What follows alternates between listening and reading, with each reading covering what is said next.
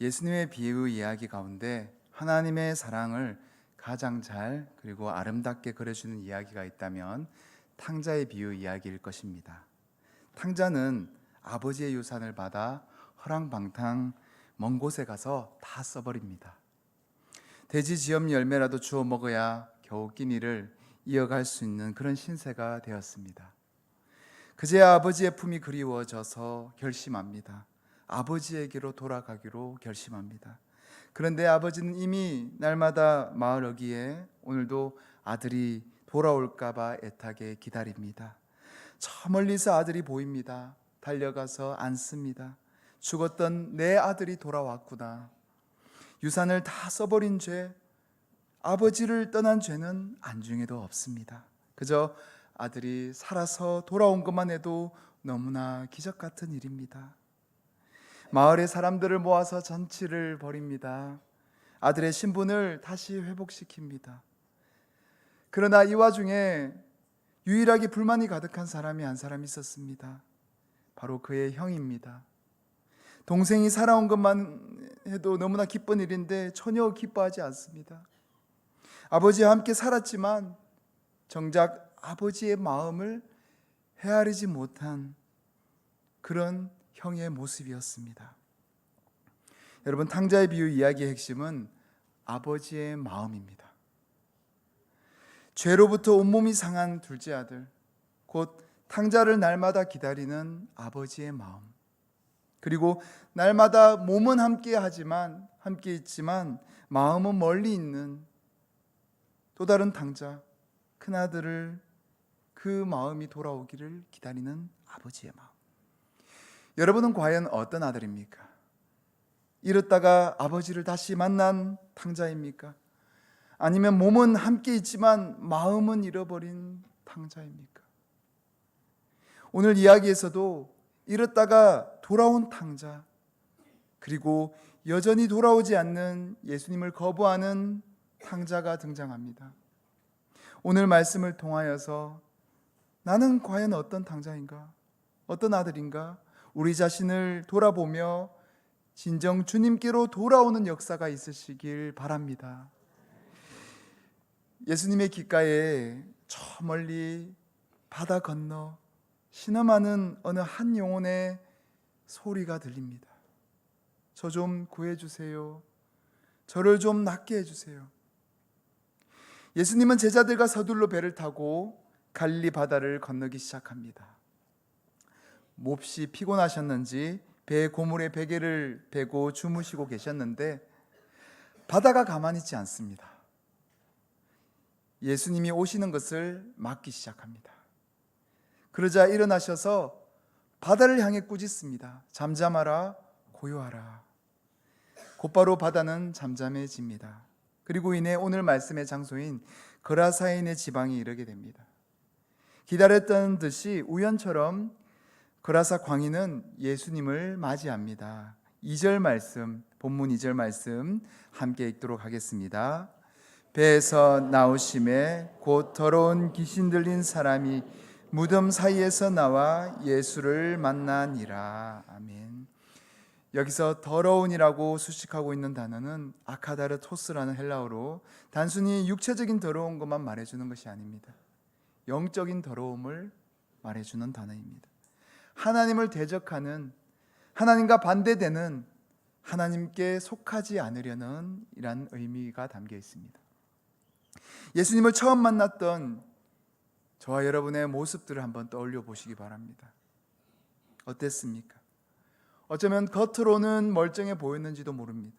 그러나 저와 여러분의 영혼은 어떠했습니까? 그때 너무나 초라하고 너무나 거칠고 또 아픈 상태였지 않았습니까?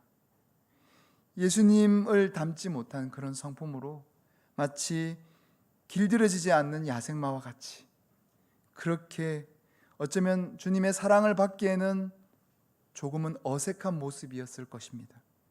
오늘 예수님을 처음 만난 이 광인의 모습이 바로 그랬습니다. 예수님을 대적하는 모습, 예수님을 어색해하는 모습, 자신의 모습이 너무나 어두운 가운데 있으니까 빛이신 예수님께서 너무 밝아서 어색할 수밖에 없는 상황이었습니다. 이어서 예수를 만나니라 말씀하는데 여기서 만나리라 라는 단어도 단순히 만난다는 의미를 넘어서서 싸우다, 대항하다 라는 뜻을 담고 있습니다. 마치 원수와 외나무 다리에서 만난 그런 광경이라 우리가 상상해 볼 수 있습니다. 이전에 재미있는 영상을 하나 본 적이 있습니다. 캥거루가 호숫가에서 개의 목을 조이고 있는 모습이었습니다. 그러자 주인이 이내 등장합니다. 건장한 남성이었는데 호숫가에서 개의 목을 조이던 캥거루가 그 남성과 대적하기 위해서 일어났는데 거의 2m에 달하는 근육질인 것입니다. 그래서 캥거루와 주인이 결투를 벌이는 그런 장면이었습니다. 개는 너무나 주인이 사랑하는 개였기 때문에 주인이 그 개를 사랑한 나머지 그 개를 구출해냅니다. 그러나 그 구출해내는 과정에 온 손과 몸이 피로 멍들었습니다. 그렇게 주인이 사랑하는 그 모습을 보면서 어쩌면 저 모습이 귀신 들린 사람을 구해내려는 지금 예수님의 모습이 아닌가 상상해 보았습니다. 이어서 3절 말씀 우리가 함께 읽도록 하겠습니다. 그 사람은 무덤 사이에 거처하는데 이제는 아무도 그를 쇠사슬로도 맬 수 없게 되었으니, 무덤 사이에라고 말씀하는데 원어를 해석해 보니까 그 무덤들 안에서입니다. 당시 팔레스타인 지역 무덤은 우리나라의 무덤처럼 흙을 파서 관을 넣는 그런 형태가 아니라, 여러분 죽은 나사로의 이야기에서 등장하는 그런 돌무덤 있지 않습니까? 장정 두세 사람이 밀어야 겨우 밀리는 커다란 돌문이 있는 그런 돌무덤이었다고 볼 수 있습니다. 오늘 이 귀신 들린 사람은 4절에서 말씀하는 것처럼 쇠사슬도 끊고 아무도 그를 제어할 수 없을 만큼 힘이 세었습니다. 초인적인 힘이 있었으니까 아마 한 번씩 돌문도 열고 스스로 들어가서 죽은 시체 곁에서 가끔씩 잠도 자고 그러지 않았을까 상상해 보았습니다. 단순히 끔찍하고 더러운 장면이라기보다 귀신의 영에 사로잡혀서 무덤 안의 시체와도 같이 잠도 잘 만큼 그렇게 자신의 인생이 망가져 버린 것입니다. 얼마 전 새롭게 하소서라는 기독 방송을 통하여서 마약에서 벗어나서 하나님을 만날 래퍼에 대한 이야기를 본 적이 있습니다. 20대인 이 여성은 20살밖에 되지 않은 나이에 잘못된 소속사를 만나고 그 소속사의 선배들을 통하여서 마약을 접하게 됩니다. 한참 꽃다운 나이, 꽃 피울 나이에 생사를 오가는 고비도 여러 차례 넘기고 스스로 인생을 마감하기 직전까지 이르릅니다. 그러다 어느 날 고백합니다. 하나님, 저 좀 살려주세요. 저를 좀 살려주세요. 스스로 하나님께 그렇게 돌아오게 되고 이제는 하나님을 찬양하는 랩을 쓰고 새롭게 하소서 방송에까지 와서 간증하며 복음을 전하고 이전의 삶을 부끄러워하지 않고 당당히 주와던 자신을 살리신 하나님의 복음을 전파하는 그런 전도자로 그렇게 쓰임받는 이야기였습니다. 그렇습니다. 마귀는 오늘도 예수 믿는 우리 또한 망가뜨리려고 발버둥칩니다. 이전의 어둠의 길로, 방황의 길로 세상에서 좋아했던 나쁜 습관들과 더러운 것들을 다시 생각나게 하고 그곳으로 다시 오라고 손짓하고 부릅니다. 그러나 하나님은 그 반대편에 서서 더 큰 목소리로 외치십니다. 아니야, 그곳으로 가면 안 돼. 다시 내 곁으로 다시 오렴. 어쩌면 날마다 반복되는 우리의 일상, 영적 전쟁이 아닐까 고백하게 됩니다. 이어서 4절 말씀 우리가 함께 읽도록 하겠습니다. 이는 여러 번 고랑과 쇠사슬에 매었어도 쇠사슬을 끊고 고랑을 깨뜨렸음이라. 그리하여 아무도 그를 제할 힘이 없는지라. 아멘. 집을 떠나서 이제는 무덤 사이에 거처하는 이 사람, 너무 소리치고 그러니까 동네 사람들이 쇠사슬로 묶고 해도 이 귀신 들린 초인적인 힘이 있으니까 이제는 아무도 그에게 노 터치, 다가갈 수 없는 지경에 이릅니다. 최근 들어서 더욱더 공동체보다 자신의 자아 실현을 더 소중히 여기는 그런 시대를 우리는 살아가고 있습니다. 그것이 마치 참 자유인 것처럼 착각합니다. 그러나 정작 그 삶은 오히려 대부분 자신을 점점 더 고립시키고 고독하게 하고 외롭게, 오히려 하나님이 주신 공동체 안에서의 참 자유를 잃어버리는 그런 안타까운 결말을 가져옵니다. 오늘 이 무덤가에 사는 사람, 이전에는 분명 집에서 살았을 것입니다. 그리고 태어날 때 누군가의 자녀였지 않았을까요? 양부모이든 한쪽 부모이든 분명 낳아주신 분 또는 길러주신 분이라도 계시지 않았을까요?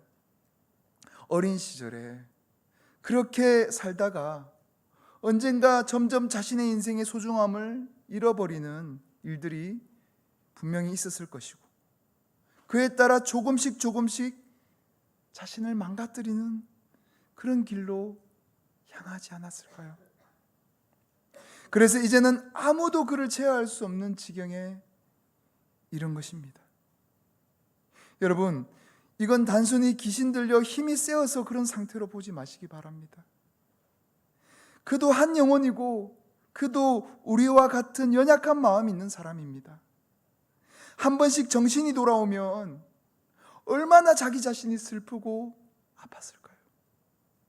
그러다 또다시 마귀에게 짓눌려 끌려다니는 인생, 어쩌면 저와 여러분의 인생도 이 귀신 들린 사람과 유사한 부분이 조금은 있지 않습니까? 아예 없다고 볼 수는 없지 않습니까?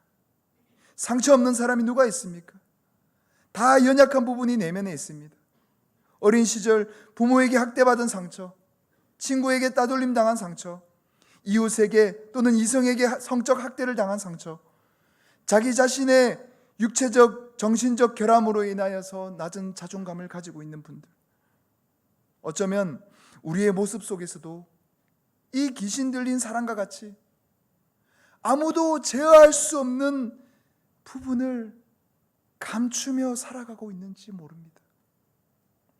아무도 제어할 수 없는 부분, 이를 다른 말로 약함이라고 합니다.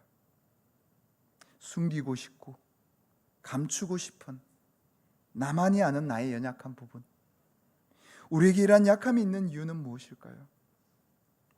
마귀에게 당하라고 있는 이유일까요? 아닙니다. 우리에게 약함이 있는 이유는 십자가에 못자국 난 그 피 묻은 예수님의 손에 갖다 대라는 이유입니다.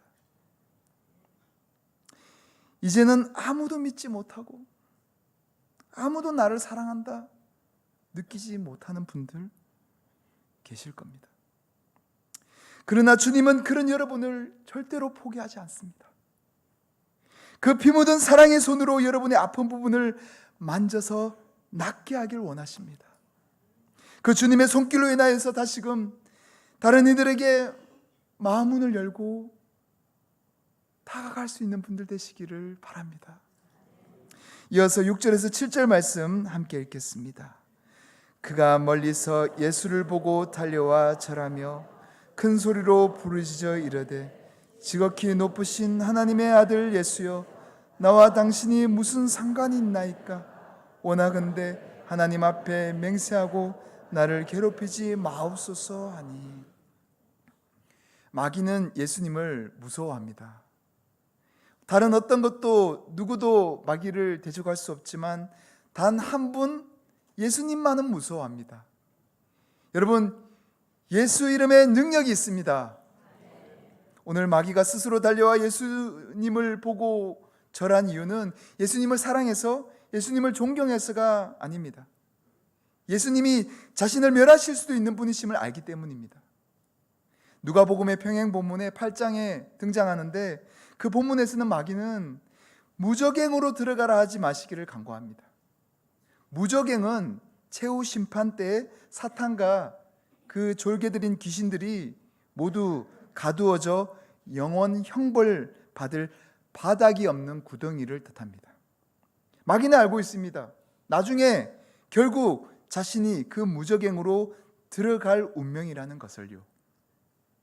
이어진 7절 말씀에서 마귀는 또 이렇게 말합니다. 예수여, 나와 당신이 무슨 상관이 있나이까? 여러분, 마귀의 목적은 우리로 하여금 예수님과 상관없는 사람이 되게 하는 것입니다. 곧 하나님의 은혜를 잊어버리게 하는 게 마귀의 목적입니다. 여러분, 우리가 무엇으로 하나님을 믿고 무엇으로 지금 감사하며 살아가고 있습니까? 이제 조금 있으면 추수감사절인데 무엇으로 감사하고 살아가고 있습니까? 하나님의 은혜입니다. 예수 그리스도를 십자가에 내어주셔서 우리 죄를 사하신 놀라우신 하나님의 은혜, 그 은혜를 믿기에 우리가 그 은혜에 보답하는 삶을 감사하며 살아가는 것 아니겠습니까? 오늘처럼 이렇게 주일에 나와 하나님께 예배하고 또 일상으로 돌아가 빛과 소금이 되어 예수 그리스도의 복음을 전파하고 그 기쁨의 하루하루 놀라우신 하나님의 은혜를 찬양하는 것 아닙니까? 그러나 마귀는 그러한 기쁨을 망각하게 합니다. 점점 망각하게 합니다. 성령은 그 은혜를 점점 회복하게 하시는데 마귀는 그 은혜를 점점 잊게 만듭니다. 그래서 이제는 하나님과 내가 무슨 상관이 있나이까? 라는 지경에 이르도록 만듭니다. 여러분, 요나가 있죠. 요나는 하나님을 떠나 다시스로 가는 배를 타고 하나님이 가라 하신 니느웨의 정반대 방향으로 향합니다. 그러나 하나님은 그러한 요나를 그대로 내버려 두지 않으셨습니다. 폭풍을 허락하셔서 배가 파선할 위기에 처하게 만드셨습니다. 배의 모든 짐을 버리고 이제는 이 폭풍의 이유를 찾아야 할 때가 왔습니다. 제비를 뽑았더니 요나가 뽑혔습니다. 바다에 빠진 요나는 극적으로 물고기 뱃속에 들어가게 되고 3일간 회개 기도를 합니다. 그리고 하나님의 건져심의 은혜를 경험하고 새롭게 사명자로 나아갑니다. 여러분, 마귀의 결국은 우리로 하여금 하나님의 은혜를 망각하게 하고 우리 영혼을 죽이는 것이 목적입니다. 그러나 하나님은 우리의 허물과 죄에도 불구하고 끝까지 포기하지 않으시고 우리를 살리셔서 다시금 하나님의 은혜 가운데 하나님의 자녀로 새 출발하게 하시는데 목적을 두십니다. 오늘 본문에도 하나님은 귀신 들린 사람을 계속해서 쳐다보면서 귀신에게 나오라 말씀합니다. 우리 본문 8절 말씀을 함께 읽도록 하겠습니다. 이는 예수께서 이미 그에게 이르시기를 더러운 귀신아 그 사람에게서 나오라 하셨습니다. 아멘. 공동 번역 성경을 보니까 이 말씀을 이렇게 말씀합니다. 그것은 예수께서 악령을 보시기만 하면 더러운 악령아 그 사람에게서 나오느라 하고 명령하시기 때문이었다. 악령을 보시기만 하면 말씀하지 않습니까? 계속 보고 계셨다는 겁니다. 보시면서 내 이놈! 하고 보고 계셨다는 것입니다. 시편 121편은 우리가 너무나 잘 아는 시편입니다. 하나님은 너를 지키시는 자라는 찬양의 가사로도 잘 알려진 그런 시편입니다. 하나님은 밤이나 낮이나 졸지도 주무시지도 않으시고 너를 지키신다. 여러분, 믿음은 우리가 주님을 찾는 것처럼 보이지만, 찾는 과정처럼 보이지만 아닙니다. 여러분, 믿음은요, 주님이 우리를 찾으시는 과정에 반응하는 것입니다. 믿음의 조상 아브라함이 그것을 너무나, 그 이야기가 너무나 그것을 잘 말해주고 있습니다. 아브라함이 하나님을 찾는 과정이 아니라 하나님이 우상의 도시 갈대아우르에 살고 있던 아브라함을 부르십니다. 그곳에서 약속의 땅 가나안으로 향하게 하십니다. 그리고 가나안 땅에서, 아무것도 없는 그 황무지 같은 가나안 땅에서 하나님만 바라보는 훈련을 시키십니다. 아브라함이 믿음이 지쳐서 인간적으로 믿음이 떨어질 때 하나님을 잊을만 하면 하나님이 찾아오시고, 또 잊을만 하면 하나님이 찾아오시고, 그 이야기가 아브라함 이야기 아닙니까?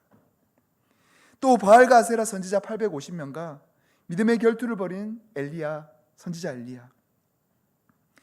그런 엘리야임에도 불구하고 한순간입니다.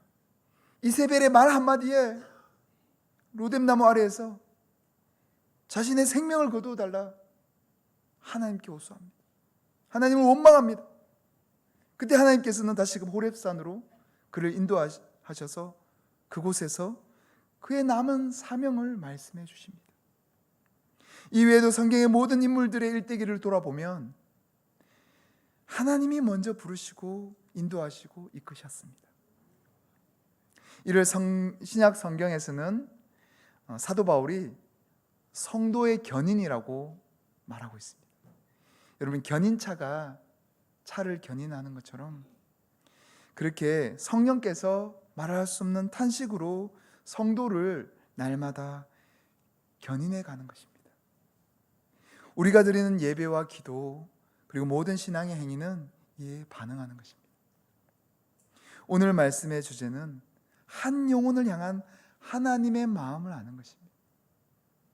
오늘 함께한 제자들도 지금은 깨닫지 못하지만 훗날 오늘 이 광경을 기억했을 것입니다.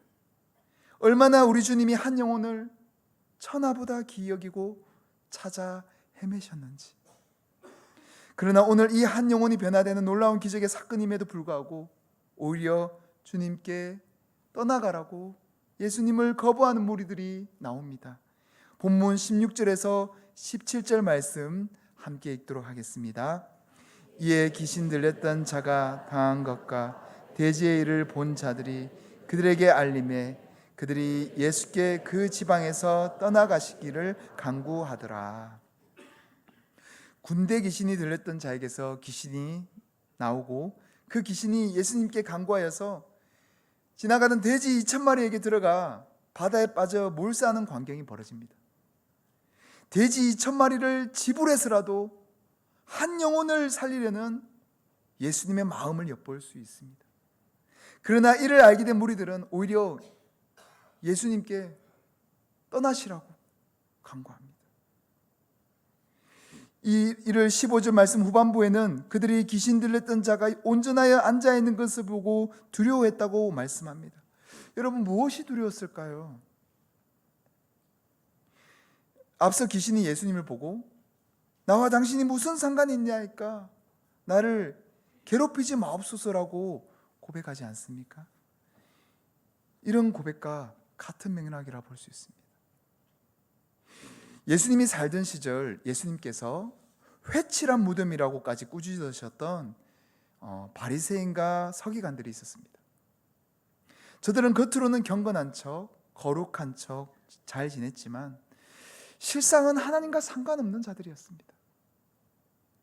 오늘날도 자신의 유익을 위해서만 교회를 다니는 그런 사람들이 얼마나 많은지 모릅니다. 우리 자신의 모습도 돌아보면, 우리의 일상을 돌아보면 여러분, 하나님과 상관없이 살아가는 일상이 얼마나 많습니까? 하나님과 상관없는 사람들. 설교의 서두에 말씀드렸던 탕자의 비유에서의 그 큰아들의 모습과 같은 모습 아닐까요? 여러분, 우리가 교회를 다니고 예수를 믿는 목적이 무엇입니까? 겉으로 보기에 뭔가 잘 되기 위해서입니까? 여러분, 하나님의 은혜로 말미암아 하나님의 자녀로서 하나님과 교제하며 하나님과 상관 있는 그리스도 안에 속한 자로 살아가려는 목적 아닙니까? 이를 예수님께서는 요한복음 15장 말씀에 포도나무 비유를 통하여서 사람이 내 안에 거하면 열매를 많이 맺는다 라고 말씀하셨습니다. 가지가 나무에 붙어있지 않으면 결국은 말라서 어떻게 된다고요? 땔감으로 그렇게 불에 살라진다 말씀하지 않습니까? 예수님이 바로 곁에 있어도 예수님을 거부하는 사람이 되면 안 됩니다. 그만큼 불행한 사람이 불행한 성도가 없습니다. 부디 예수님과 상관 있는 사람, 상관 있는 성도 되시기를 바랍니다. 이어서 18절에서 19절 말씀 함께 읽도록 하겠습니다.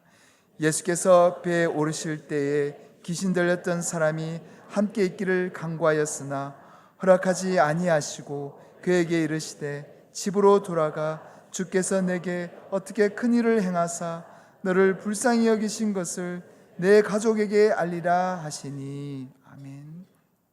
오늘 귀신 들렸던 사람은 이제 예수님과 상관 있는 사람이 되어서 예수님의 제자가 되려고 합니다. 예수님을 따르려고 합니다. 그러나 예수님은 어디로 가라고 먼저 말씀하십니까? 집으로, 가족에게로 가라서 큰 일을 행하신 것을, 그 은혜를 전하라 말씀합니다. 지금은 예수님이 육신으로 살아 계시지만 이후에 예수님은 그 사람의 영 가운데, 그 영혼 가운데 살아서 영원토록 함께 하실 분이십니다. 그래서 따라가려는 그에게 집으로 가라 말씀합니다. 지금은 육신이 그렇게 살아있지만 이제는 하나님 품으로 갈 그 땅을 향하여 순례자로 갈 것입니다. 근데 그 출발점이 어디라고요? 집입니다. 여러분, 신앙의 출발점은 집입니다. 가정입니다. 오늘날 많은 가정이 깨어져 있습니다. 마귀가 가장 노리는 부분입니다. 가정이 무너지면 그 사람의 모든 것이 무너질 것이 불을 보듯 뻔하기 때문입니다. 결국 홀로 고립되어서 아무도 제어할 수 없는 사람으로 만드는 마귀의 계략입니다. 여기에 속지 말아야 합니다. 이제는 집으로, 가정으로 들어가서 주님께 받은 은혜를 서로 나누면서 서로 사랑해야 합니다. 남편은 아내를, 아내는 남편을, 부모는 자녀를, 자녀는 부모를 그렇게 용납하고 용서할 때 그 가정에 은혜가 다시 임하고 복음이 다시 임하여서 그 복음이 가정으로부터 흘러갈 것입니다. 데가볼리 전 지역으로 두루 다니면서 복음을 전했던 오늘 이 귀신 들렸다가 고침받은 사람처럼 그렇게 복음의 사람이 될 것입니다. 그런 주님과 상관 있는 그런 은혜의 사람으로 살아가시는 저와 여러분의 믿음 되시기를 주님의 이름으로 축복합니다. 기도하시겠습니다. 하나님, 죽어가던 한 영혼이었던 저희를 불쌍히 여기셔서 오늘 거룩한 주일 예배의 자리로 부르신 은혜를 감사드립니다. 그러나 마귀는 이런 우리를 가만두지 않고 날마다 유혹과 미움의 감정과 서운한 감정과 지난 상처의 흔적들로 우리를 괴롭힙니다. 연약한 저희를 불쌍히 여겨 주옵소서. 날마다 흔들리고 넘어질 때마다 사랑의 주께서 붙들어 주옵시고 아예 넘어지지 않도록 주님의 의로운 오른손으로 받쳐 주옵소서. 날마다 돕는 손길을 허락하셔서 주님의 은혜를 고백케 하시고 그 은혜를 날마다 먼저는 가족에게 또 이웃과 동료들에게 전하는 복음의 사람이 되게 하여 주옵소서. 거룩하신 예수 그리스도의 이름으로 기도드립니다. 아멘.